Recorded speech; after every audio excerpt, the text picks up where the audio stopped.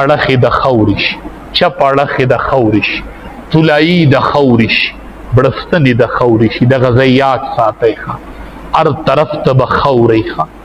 نن مونږ لاندې طلایي ده او د پاسه بړستن ده، د ښکلې جابې دي، بس بالغ په مونږ د خوري، دې طرف ته بم خوري، دې طرف ته بم خوري، بری طرف ته بم خوري، لاندې بم خوري، هر طرف ته به په خورو کې ګیرو. او ناشنا مخلوق به، ناشنا حالت په دغه یاد ساتي. په دغه تنگ ځای کې به دا هر څه را مخېته کېږي، دا هر څه به را مخېته کېږي چې دنیا کې م څه کړي. نو دغه ځای کې بنده ته 3 څیزه رسي.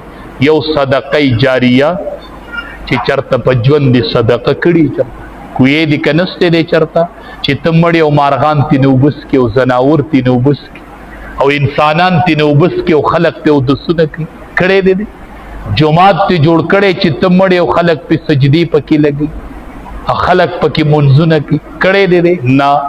جنازګاه دې جوړه کړې ده؟ نه. لار دې جوړه کړې ده؟ یتیم خانه دې جوړه کړې ده؟ سفر دې جوړ کړی و چېرته د اوبو یو مټکی دې لګولې ده چې نن هغه جاري ده؟ د سوري یو ځای دې جوړ کړی دی چې خلق راشي او سوري ته پکې ناست؟ نه، دا خو مې نه دی کړی. ما خو ایشته خلقو ته بند کړي، ما خو خلقو ته لارې بندې کړې وي، ما خو په خلقو مقبرې بندې کړې وي، ما خو دا کارونه هلته کړي دي ښه، ما خو هلته دا کړي دي.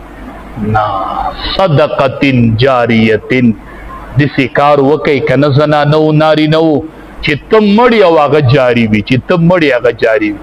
د مرګ نه پس په دې قبر ته رسېږي. یو دا دی ویم او علم ينتفع به، چې علم یې کړی، علم یې په دنیا کې خور کړی او دا کس وفات شي نو دا ټول شاګردان چې علم خوري اجر به هغه ته رسي.